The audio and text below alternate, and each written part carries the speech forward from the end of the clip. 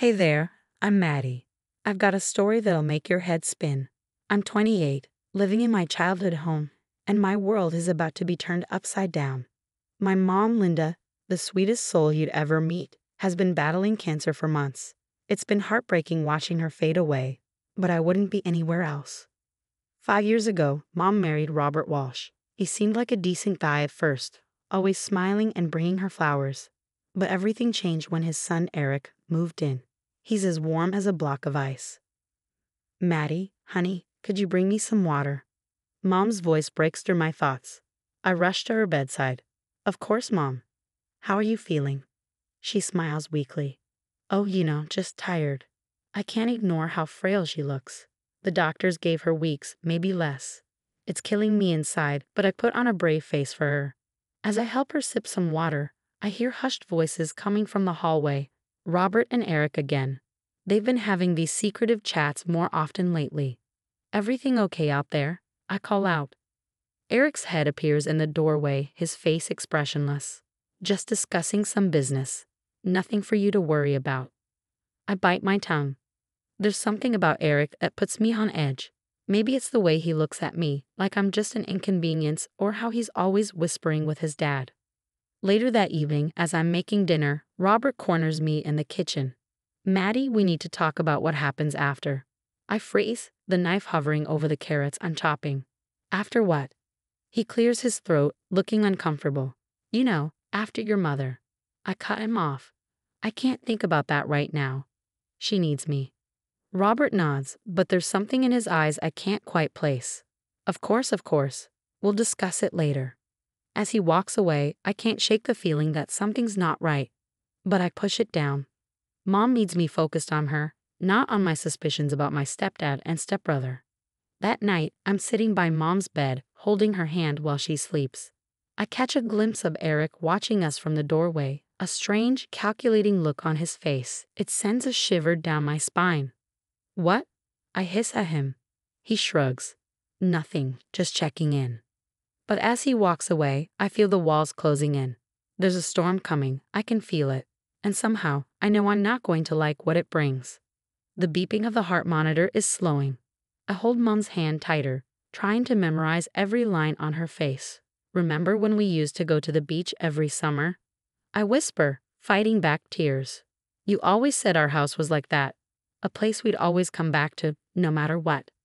Mom's eyes flutter open, a faint smile on her lips. Maddie, my sweet girl. Those were her last words. The monitor flatlined, and just like that, she was gone. I broke down, sobbing uncontrollably. Robert placed a hand on my shoulder. Maddie, I'm so sorry.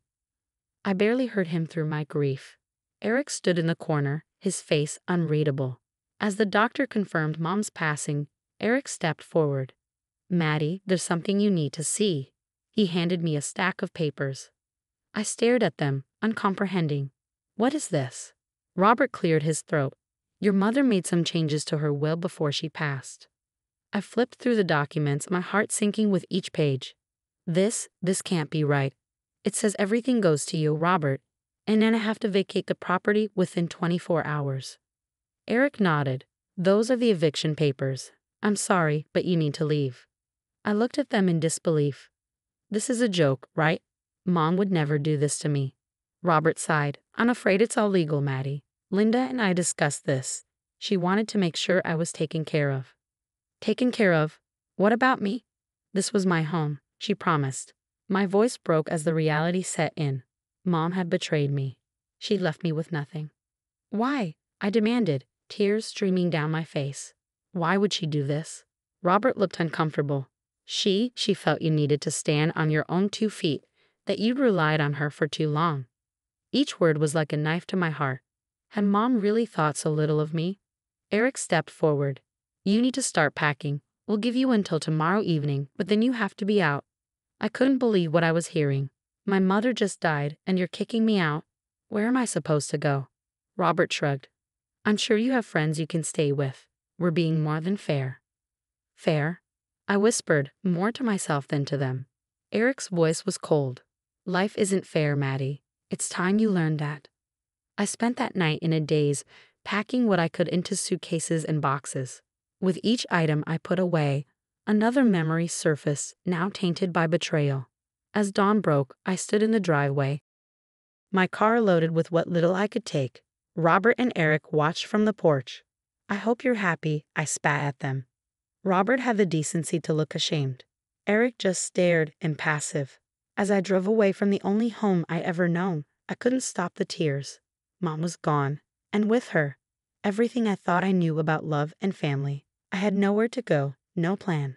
All I knew was that the person I trusted most in the world had betrayed me, and I was completely, utterly alone. I've been crashing on Megan's couch for weeks now. Every morning, I wake up hoping it's all just a nightmare. But reality hits hard when I open my eyes to an unfamiliar ceiling. "Maddie, I made breakfast. You should eat something," Megan calls from the kitchen. I drag myself off the couch, feeling like a ghost in my own life. "I'm not hungry." Megan sighs, pushing a plate towards me anyway. "You need to keep your strength up." I pick at the food, my mind drifting back to Mom. A memory surfaces, her teaching me how to make pancakes on a lazy Sunday morning. The happiness in that moment now feels like a cruel joke. "I just don't understand," I mutter, more to myself than to Megan. "How could she do this to me?" Megan sits beside me, her face full of concern. "Maybe there's more to the story. Have you tried talking to Robert again?" The thought of facing Robert or Eric makes my stomach churn. What's the point? The will was clear. She left me with nothing. My phone buzzes, another missed call from a potential employer. I've been ignoring them all. What's the use of building a career when everything can be taken away in an instant? "You should call them back," Megan urges. "Getting back to work might help." I shake my head. I can't. I can't do anything right now. Later that day, I find myself staring at old photos. Mom and me at my college graduation, both of us beaming with pride. Now I wonder if she was just putting on an act. Did she ever really believe in me? Megan finds me surrounded by scattered pictures, tears streaming down my face. "Oh, Maddie," she says softly, sitting beside me. "What if she never loved me?" I choke out. "What if everything was a lie?" Megan puts an arm around me. "That's not true. Your mom loved you so much." But her words feel hollow. If Mom loved me, how could she leave me homeless and penniless? Days blur together. I barely leave the apartment. Megan tries to get me to go out, to see other friends, but I can't bear the thought of facing the world. One night, after Megan's gone to bed, I find myself packing a bag. Maybe if I just leave, start over somewhere new, I can escape this pain. As I'm zipping up the bag, Megan appears in the doorway. "What are you doing?" "I can't stay here anymore." I say, my voice barely above a whisper. "I have nothing left here." Megan's eyes fill with tears. "You have me. Please, Maddie, don't go." I pause, my hand on the doorknob. Part of me wants to run, to keep running until I can't feel this pain anymore. But another part, a tiny voice in the back of my mind, tells me to stay. I don't know who I am anymore. I admit, my voice breaking. Everything I thought I knew, it's all gone. Megan takes my bag gently. "Then we'll figure it out together. You're not alone in this, Maddie." I let her lead me back to the couch, feeling utterly lost and broken. As I lay there in the dark, I wonder if I'll ever feel whole again. Mom's betrayal has left a wound so deep, I'm not sure it will ever heal. I decide to stay, not because I have hope, but because I have nowhere else to go. Tomorrow is just another day of trying to piece together the shattered remnants of my life, wondering if I'll ever understand why the person I loved most in the world could hurt me so deeply.